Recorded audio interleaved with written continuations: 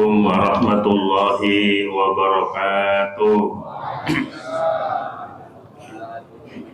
Bismillahirrahmanirrahim. Alhamdulillahilladzi an'ama 'alaina bi ni'matihi tatimmus shalihat. Asyhadu an la ilaha illallah wahdahu la syarika lah. Wa ashhadu anna sayyidana wa nabiyyana Muhammadan abduhu wa rasuluh. Allahumma salli wa sallim wa barik ala hadzal nabiyil karim sayyidina Muhammadin wa ala alihi wa sahbihi ajma'in, amma ba'du.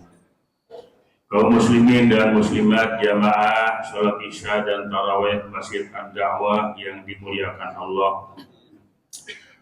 23 hari sudah kita berjuang menahan haus dan lapar pada siang hari.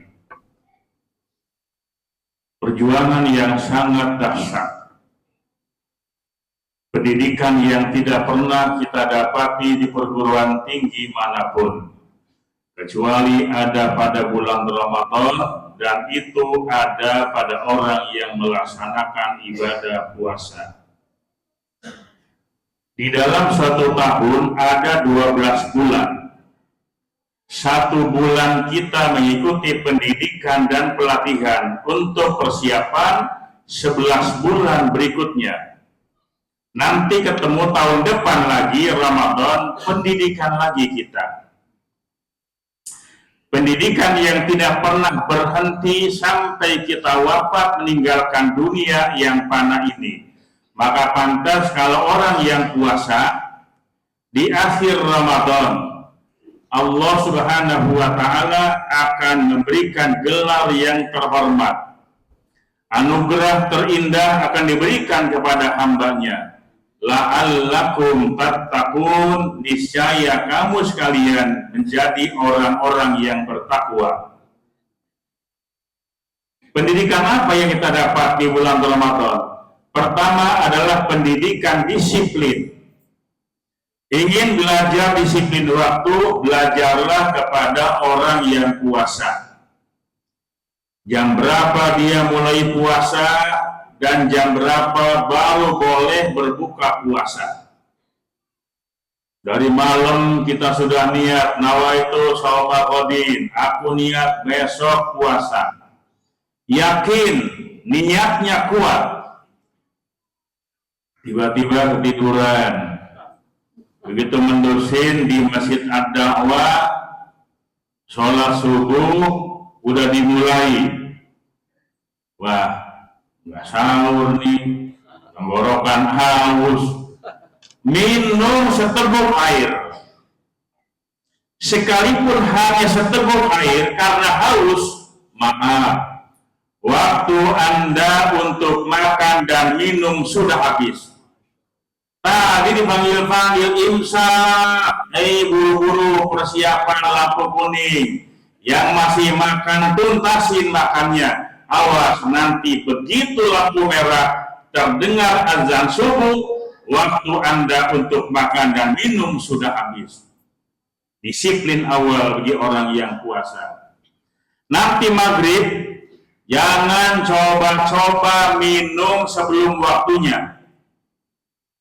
Nih, makanya bulan Ramadan waktu yang paling favorit adalah azan maghrib.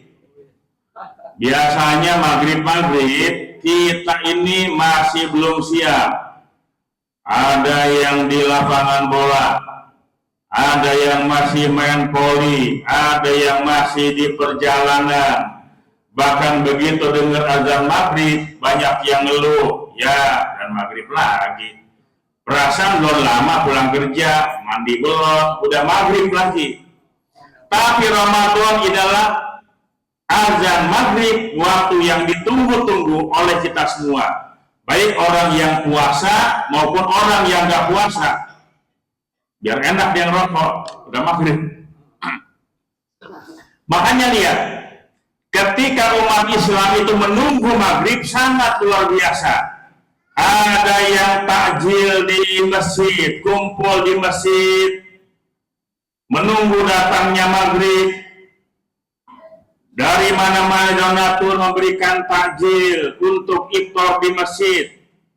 Yang buka puasa di rumah kumpul dengan keluarga, ayah, ibu, anak-anak kumpul semua nungguin waktu maghrib. Makanan di sekelilingnya sudah tersedia. Waktu maghrib masih setengah jam.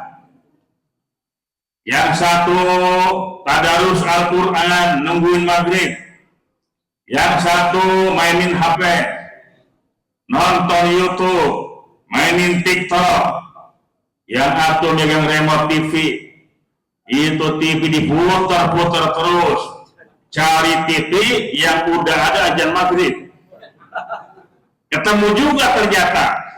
Ya pun diputar-putar, ketemu juga sama maghrib. Disiplinnya sangat luar biasa. Lihat di rumah-rumahnya orang Islam. Di bulan Ramadan ini terpampang jadwal imsakiyah Ramadan.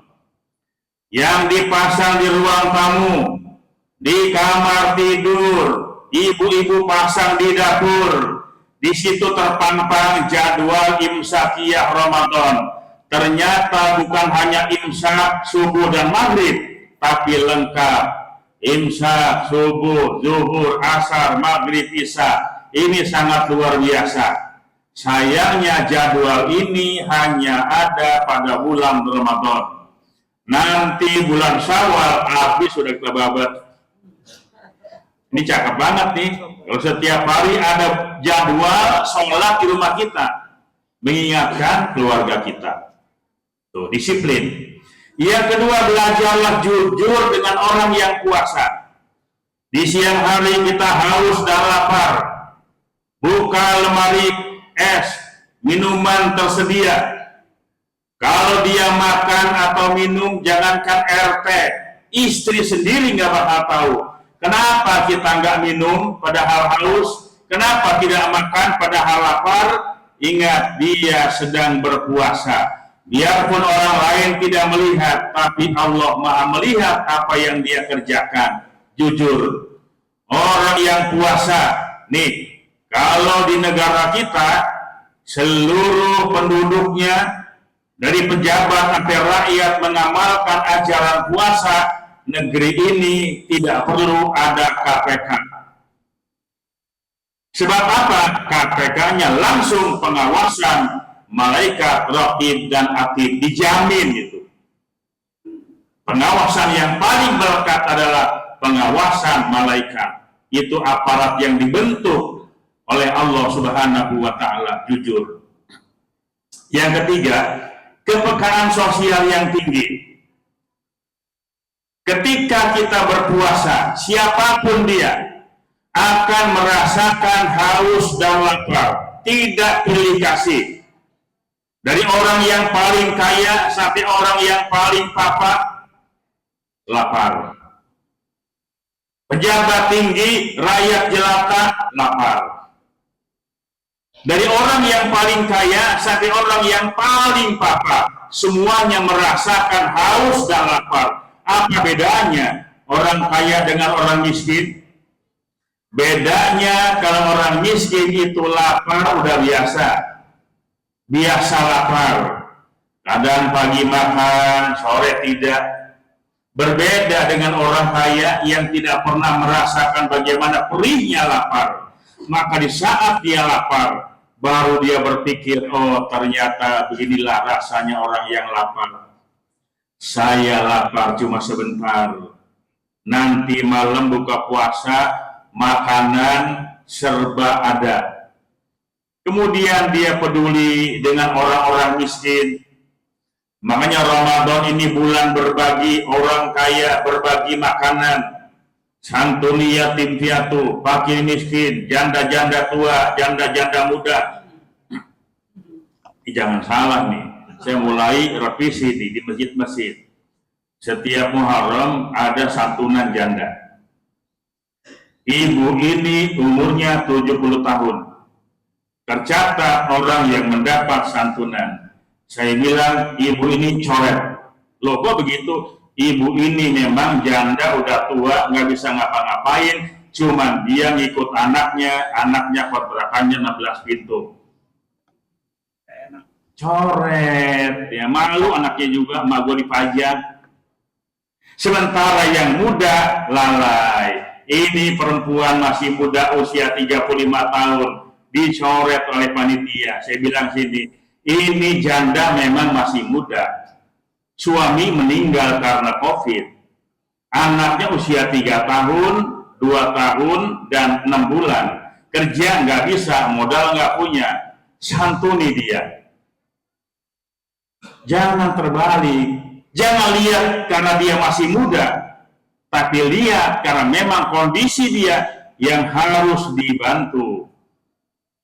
Janda-janda tua diurus oleh negara. Kan begitu. Janda-janda muda kasih bawa ke KUA. Pak Janda daftar dulu ya. Nih jangan sampai terbalik. Kepekaan sosial akan dimiliki oleh orang yang puasa. Nah, selama sebulan kita berlatih diri, disiplin, jujur, dan peka terhadap orang lain. Makanya Nabi menegaskan, ma'amana rajulun batasabana wajaruhu ja'i'un ila janibihi wa huwa ya'lam. Tidaklah termasuk golongan orang yang beriman. Mereka yang tidur dengan perut yang kenyang, sementara tetangganya tidur dengan perut yang lapar. Wa huwa ya'lam, padahal dia tahu. Tahu kalau tetangganya fakir miskin, tetangganya yatim piatu, orang tidak mampu. Jangan sampai kita membiarkan mereka kelaparan. Kaum muslimin dan muslimat yang dimuliakan Allah Subhanahu wa taala. Lalu orang yang puasa itu punya dua kegembiraan. Kata Nabi, lisaimi farhatani. Orang yang puasa punya dua kegembiraan. Farhatun inda iftari. Gembira yang pertama di saat dia berbuka. Wa farhatun inda liqa'i rabbih. Kegembiraan yang kedua ketika dia berjumpa dengan Allah. Orang yang puasa ketika datang waktu berbuka, orang yang paling girang. Coba nih siang lapar begitu maghrib, saya katakan tadi waktu yang favorit, gembira semua. Tidak ada orang yang puasa ketika datang maghrib dia nggak gembira. Apapun yang diminum, apapun yang dimakan, dia tetap gembira, syukuri. Ada orang yang waktu maghrib tidak gembira. Siapa? Nggak puasa. Dan siang udah kenyang. Begitu datang maghrib, Allahu Akbar, alhamdulillah, Allahumma laka sumtu wa bika amantu. Sementara orang yang tadi buka puasa nyeselnya bukan main. Cuma sakit perut dikit doang. Wah, minum aja dah. Alasannya minum obat, minum bodrek lah, ngilangin pusing. Tapi bodrek plus nasi padang. Ini sudah lewat ya. Kalau memang alasannya sakit cukup minum obat. Ini obat sama teman-temannya nasi padang maksud. Ya, jadi gembiranya hilang ketika datang waktu maghrib. Gembira ketika berbuka ada dua. Pertama, di saat berbuka setiap maghrib. Yang kedua, nanti berbuka puasa secara massal. Kapan itu? Ketika mengakhiri Ramadan. Walitukmilul iddata walitukabbirullaha ala ma hadakum wa la'allakum tashkurun. Hendaklah sempurnakan bilangan puasa. Nanti di akhir Ramadan, jangan dulu takbiran. Saya masih survei ini masih banyak di masjid musola. Ramadan habis asar udah pada takbir. Saya bilang puasanya belum kelar. Tuntaskan dulu puasa sampai maghrib. Udah selesai puasanya, baru walitukabbirullah, takbir membesarkan Allah. Jamaah sekalian yang saya muliakan dan dimuliakan Allah, takbir bukan hanya sekedar kita Allahu Akbar, Allahu Akbar, Allahu Akbar. Bukan cuma sekedar itu. Tetapi makna takbir ini menggema di hati kita semua. Kenapa? Hari itu adalah hari penganugerahan dari Allah Subhanahu wa Ta'ala, hari pelantikan, pemberian gelar la'allakum tattaqun, menjadi orang-orang yang bertakwa kepada Allah. Sempurnalah kita, muslim, mukmin, kemudian muttaqin. Kalau dia kuliah udah S3, udah selesai semua, mau ngambil gelar apa lagi? Sudah tuntas Allah berikan menjadi manusia yang bertakwa kepada Allah Subhanahu wa Ta'ala. Maka takbir menggema di masjid, di musola, di rumah, anak kecil sampai remaja, dewasa, orang tua, semuanya bertakbir membesarkan Allah Subhanahu wa Ta'ala. Sampai kapan? Sampai selesai khatib berkhutbah. Kaifiatnya bagaimana? Nanti ketika 1 Syawal kita melaksanakan sholat Idul Fitri dari rumah masing-masing, kita bertakbir menuju tempat sholat. Kalau rumah kita di sebelah mana, kita mau sholat di Masjid Ad-Da'wah, dari rumah kita takbiran Allahu Akbar, Allahu Akbar, Allahu Akbar, sambut tetangga yang sebelah rumah, terus ya sambung menyambung sampai ke masjid. Yuk kita mulai, ya tetangga kita terus dari ujung sana mau menuju masjid takbiran, disambut oleh yang sebelahnya terus sampai ke tempat sholat Idul Fitri, kita bertakbir. Alangkah indahnya ibu-ibu juga pakai mukena dari rumah. Jangan dari rumah riak-riakan. Ada di sini nggak ada ya. Mau di mana sholatnya? Al-Husna, dibonceng motor mas suami, rambut riak-riak bukan? Masya Allah. Pakai dari rumah, cakep banget udah ya. Pakai wangi, cangkap sambil takbiran, Allahu Akbar. Itu baru syiar Allah terlihat. Hanya Allah yang maha besar, selain Allah itu kecil. Nah, kemudian beridul fitri, meskipun sholatnya Sunda, tetapi malaikat rahmat mengelilingi orang yang sholat Idul Fitri. Malaikat memberikan ampunan. Makanya kalau ada khotib dengerin. Ya pernah ditanya, Ustaz gimana nih sholat Idul Fitri, khotibnya nggak datang, nggak apa-apa, bubar aja udah. Yang sunnah kan sholatnya. Kalau khotibnya nggak datang, bubar nggak apa-apa, nggak usah khawatir. Kecuali Jumat, khotib nggak datang, yang nggak sah sholatnya kalau bubar. Sholat Jumat, khotib yang nggak hadir, udah hadiah, udah janji, tapi ketiduran, dosa khotibnya tuh. Dosa khotib, dosa itu ya. Kalau Idul Fitri mah tenang, pendang mutar ya. Khotib nggak datang, pendang mutar naik jadi khotib. Apa yang dikata begitu? Yang penting kan sunnah doang ya. Yang penting takbir 7 kali, ya takbir 9 kali. Yang pertama, kedua 5 kali, marupun tak kelar udah ya.